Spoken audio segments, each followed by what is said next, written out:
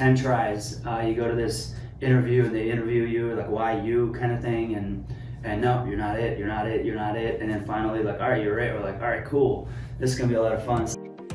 Welcome to High Trust Professionals, a podcast where we interview top industry and community leaders, business owners, and entrepreneurs from across the country. Hear what it takes to build trust, be a respected leader, be productive, and win your day. Sit back and relax as we dive into another episode of High Trust Professionals podcast. Hey everyone, welcome to High Trust Professionals. I'm Lynette Arrasmith, your podcast host.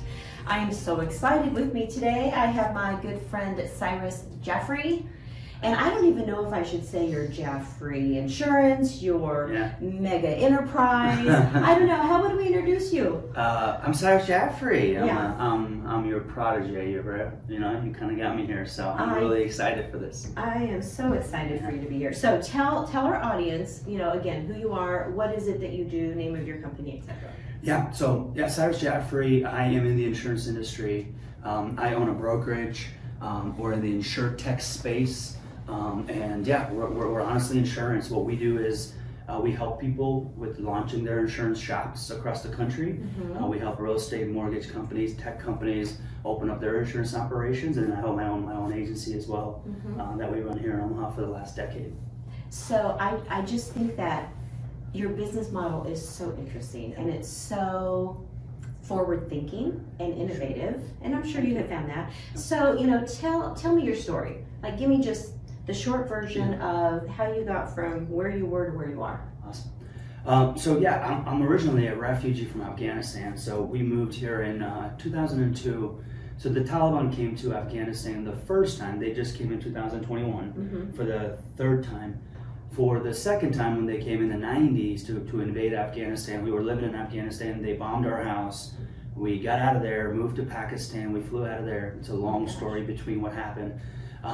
Got to Pakistan. So from Pakistan in 2002, applied to become a refugee here in America. 10 times, 10 tries. You go to this interview and they interview you, like, why you kind of thing, and no, you're not it, and then finally, like, all right, you're it. We're like, all right, cool, this is gonna be a lot of fun. So came here in 2002. I was 14 years old. And single mom, 5 kids. Now 21 years later, here we are. Yeah. So that's a little bit of my story. That's an amazing story. Yeah, and kudos to you. One of the reasons that I'm so excited to have you on our podcast is because I've seen you grow. I'm so proud of you. I've seen you grow from back when we worked together, which was 2012. Yep. We've known each other since 2012, I think. 11 years. Yeah. And just watching you grow as a person, as a husband, as a dad, and certainly as an entrepreneur. Thank you. And it's just been fun to watch, and it makes me smile. Thank you. So that's cool. So let's dive in. Yeah. You have a podcast called Win the Day. Yes. Going to give a shout out to Win the Day, so we can send some folks that way as well. So I think that what our audience would want to know is, what kind of habits do you have in place to make you successful? Yeah. And Win the Day, one of our main topics at the end is we ask everybody, what's your non-negotiable? Like, when you wake up in the morning, like, what do you do? When you go to the office, we had a podcast yesterday and we asked the guy, we said, hey, 3 things, like, what makes you successful? And boom, boom, boom, boom, boom. I feel like everybody that's in this world, or any professional, or anything you do, they have some kind of habits, like from the minute they wake up to the minute that they go to bed. So for me, it's waking up and just getting a sweat, right? Like, at the end of the day, like, how you start your day is so crucial towards your success for the rest of the day. No matter, I have 3 kids, right? 6, 4, and 1. So, like, my nights don't always go how it's planned. Yeah. But, like, Really? you still can't get away. You still can't get away from the morning workouts. Yeah. You still can't get away from the morning meditation or whatever that is. So to me, what makes me successful, just honestly, first of all, getting out of bed and just putting your feet on the ground as soon as you get out of bed and just thank God, right? Because at the end of the day, that's who got me an opportunity to be here. I'm a kid from Afghanistan. I'm not supposed to be here. I'm not supposed to impact lives, right? Yeah. But I'm here, right, for a reason. And they are impacting lives. yeah, thank you. I appreciate that. And that's kind of what become my mission. So for me, my non-negotiable is a morning routine. Is to wake up, get a little bit of a sweat, and then come back. And I do this 5 out of the 7 days. I don't go to work. I leave at 5 a.m. 2 out of the 7 days. But the other 5 days for me is just getting that morning time with my kids. Yeah. For me, it's turned into a morning routine for me because I like being happy. And so I found what are some things that makes me happy, Yeah. and get a dose of that a certain time of the day. Because like as you go in our profession, like I've got 91 people in our organization, like stuff just comes up and things, and I've got 8 companies, so like things just come in my day that not supposed to and throws me off. Yeah, right. So I'm like, all right, now I gotta call my kids. So for me, it's like, what is my 4 or 5 things that I gotta do on a daily basis? And that's like special time with my kids, special time with my wife, getting my workout in, Yeah. right? And then also one other thing would be like doing something that makes you uncomfortable. And that's for me in the morning. It's a cold shower. I wake up at 5 in the morning in the winter and I go work out with a bunch of guys, and we're maniacs, but we do it. It's like negative 18 degrees yesterday or 2 days ago, and we're out there at 5 o'clock in the morning and Outside? we're running around outside. Oh my it's gosh. after. So some things to make you uncomfortable, because here's the thing, 99.9% of people are not doing that. So I'm already ahead of 99.9% of people because my heart rate, right? I got the cold, I'm awake more, and now when I get to the office at 7, 8 o'clock in the morning, I'm like, let's go. I'm not just waking up like other people, right? So for me, biggest habit for me is how do you start your day is going to determine how you're going to win your day. You know, we as humans function best when we have routine. And so, and as you know, when you're a leader or you're running a branch or a business or multiple, sometimes a curveball comes in, right? Here comes a curveball. And you have to stop, assess, address, and kind of get your mind right. Get your mind back to what makes you happy. Why are we here? Why do we do what we do? So let's kind of go to, if someone wants to be you, I want to aspire to be Cyrus Jaffery. And what advice, I mean, what's just maybe one thing that you would tell that someone who wants to get to your level?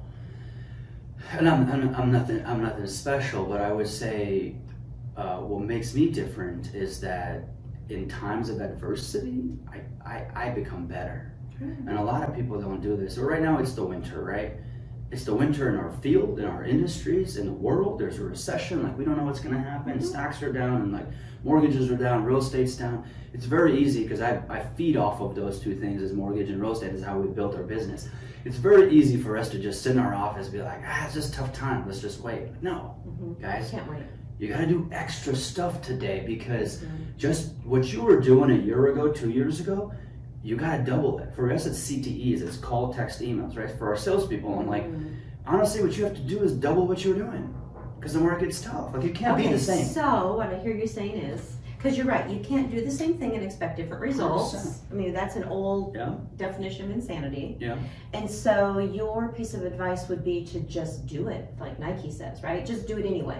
Or do it anyway. 100%. It does, you know, if don't wallow in the misery of what's going on around you, right? Be in control of what you can do to create results, which might be down the road. And so that was another one of my questions was, you know, when times are slower or changing, you know, insurance, mortgage lending, all of our friends in real estate.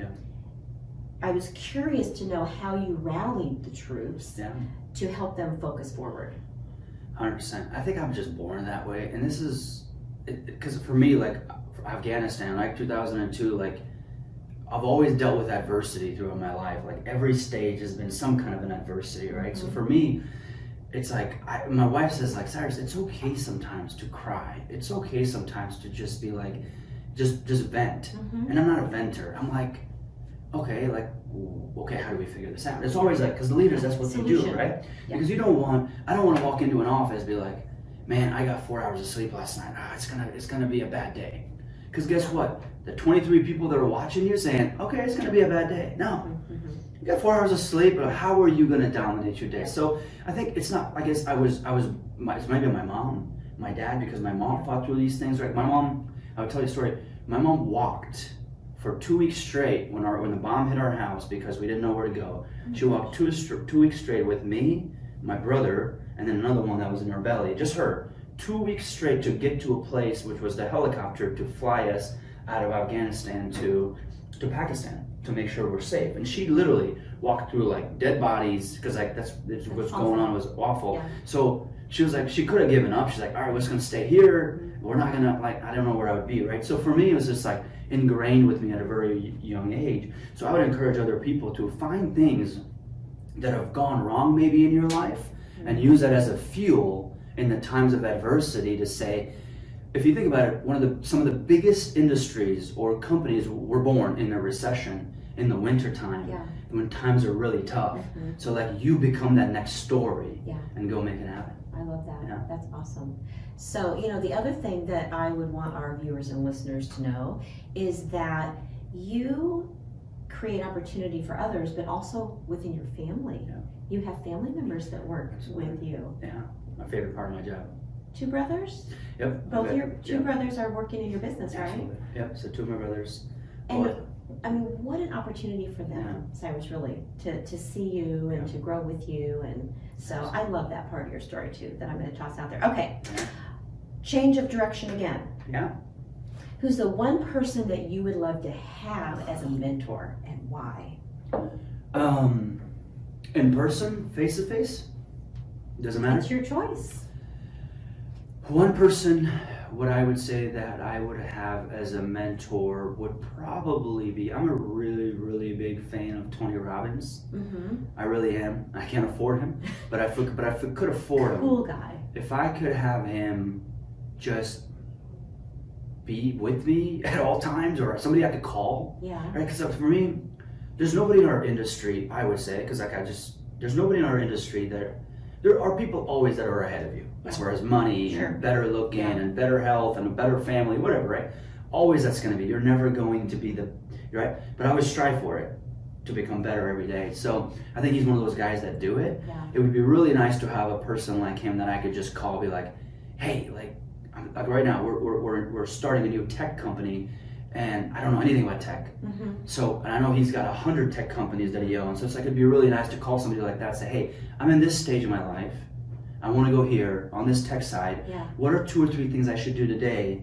Right? And that's what I encourage a lot of insurance people on my podcast and all these people. I'm like, guys, I have been in your shoes, right? Yeah, we have 91 people. I was with you when I had 2. Yeah. Call those people that are way ahead of you and say, hey, what are some things you were doing I can do? Because looking back, everything I know I've learned and taken from other people. Of course. Right? Just didn't wake up and said, I'm going to do this insurance thing. No. Something has triggered. Something has triggered for me to become who I am. So I feel that I encourage people to go do that. Find your mentor. So for me, it would be a Tony Robbins to wake up and say, Tony, I got this going on. Can you help me? Because I know he'll guide me. He's done it and guide me the right way. I think that's fun fact. Years ago, and don't ask me what year, because it was long before he was really big, I saw Tony Robbins in person. Oh, cool. I did. Nice. And I remember he was bigger than life. Wow. Bigger than life on that stage, high energy. Yeah. I mean, so I think he's a great choice. Yeah. I think, you know what, you should ask him. I should. That's my challenge to you. There's so many people that are successful in this world, Cyrus, and all they want to do is help mentor others. Yeah. So I'm going to challenge you to maybe toss it out to the universe and see if maybe you can connect with Tony Robbins. How cool would that be? Tony, if you're listening. If you're listening, we'll hashtag Tony Robbins. Hashtag Tony Robbins. Okay, let's wrap up with a couple things. Yeah. If you could go back to your younger self, and you define when that would be, what would you say? What would you want your younger self to know? If I went back in my younger self, I would tell myself, Cyrus, at 16, 17, 18 years old, be who you were at 25, the mentality. Like, I wasted 17 to 18 to 25. I did a lot of things that I'm like, man, like, I wish I knew what I knew when I was 25 or 26 or even 34 at 17 and 18, or if I had a mentor, or if I had a father. I never had a father in my life. And I want to be that person for my kids to say, my wife, by the way, she bought a house at 19 years old, 18 years old, right? Like, think about it like an investment. Like, she's owned a house for 15, 16 years if she's only like 32 years old. Yeah. So those are some things, making the right decisions financially when I'm 17, 18 years old, investing in the stock market, things like that. If I wish I knew and didn't spend money or time, I think back, I'm like, there's so much time I spent between 20 to 25 years old just watching TV and wasting time. I look back, I wish I could have like one of those years back, because man, I would be at a different space right now. 100%. You're still at a pretty good space. Thanks. So, one of the things that I love to touch on is leadership. So Yeah. maybe we'll wrap up with this. Yeah. What is your definition of a leader? For me, a leader makes leaders, develops leaders. That's how I lead. And I think I'd give you a little bit of props. When I worked for you, there was never a time to where I would come to you and say, hey, I got this, what do I do? Your first question would be, well, what did you do to find an answer for that? Oh. Right? Like, go find an answer for that and then come to me with, okay, here's a problem and here are 3 solutions I found. Which one do you think I should go for, right? So I think leaders make leaders, and I like when somebody comes to me, I ask them, I say, okay, do you like leading people? A lot of people love leading people, and some people might not. The leaders that are leading people, can we empower those people to make more leaders? So when we hire, one of the first questions we ask them is, what's your definition of a leader? Or what are your leadership traits? And they're like, I've never led before. I don't know what you're talking about. Yeah. I know you've never led before, but you've taught your younger brother or younger sister things to do. You've taught your friends some things. You are a leader. Everybody is a leader. It's just some people just take it to the next level. And so for me, definition of a leader is to develop more leaders in this world, because if everybody taught like me and you, this whole world would be at a different place. But there's nobody around us that are telling those people to say, you can do it, go for it, because then they will go make more leaders, and then leaders will just keep coming around, and our world will be at a better place. I like that. I really call that intentional leadership. If I'm going to describe you, if I'm going to describe me, it's really about being intentional and having a servant's heart. Helping others do better, be better. But sometimes, like the example you gave, which thanks for the shout out, by the way, sometimes you have to help someone find their own answer or find their own solution, so that they, you're not just the Webster Dictionary. Absolutely. It's, I want you to be self-sufficient. I don't want you to need me every minute of every day. So kudos to you. Because where do we find those answers? Like, I don't know the answer, but like sometimes I just make it up, to be honest with you. And I know. Okay, so where can people find you? Where can our viewers and listeners find you? Absolutely. So I'm on Instagram, Cyrus Jaffery. I'm on Facebook, Cyrus Jaffery. LinkedIn, Twitter, Cyrus Jaffery. Jaffery Insurance is our local agency. If you're in the real estate space, mortgage space, and you're looking to maybe have an ancillary business on the insurance piece, please look up cjinsurancegroup.com. That's where you can learn some more about how you can make some extra revenue from there. And let's not forget Win the Day Win the Day podcast. Absolutely. It's more niche towards my industry, because my mission has become to impact 1 million people, and I feel like I could do that on the insurance world. So like yesterday, I had 4 calls with different insurance people across the country from our Win the Day podcast that said, I'm interested in this. And so it's really cool. Win the Day podcast. Please listen if you're in the industry, even in mortgage and insurance. Even if you're not, I will tell you, I find estate. it interesting just to listen to the questions that are asked, kind of the direction that everyone takes. So, okay, with that, that's a wrap, people. Thanks so much for joining High Trust Professionals. I'm your podcast host, Lynette Arrasmith, here with my friend Cyrus Jaffery. And let's connect on social media. Please like, comment, share. You'll find us on Facebook, LinkedIn, Instagram, and TikTok. Let's go. See you guys. See you next time. See you later.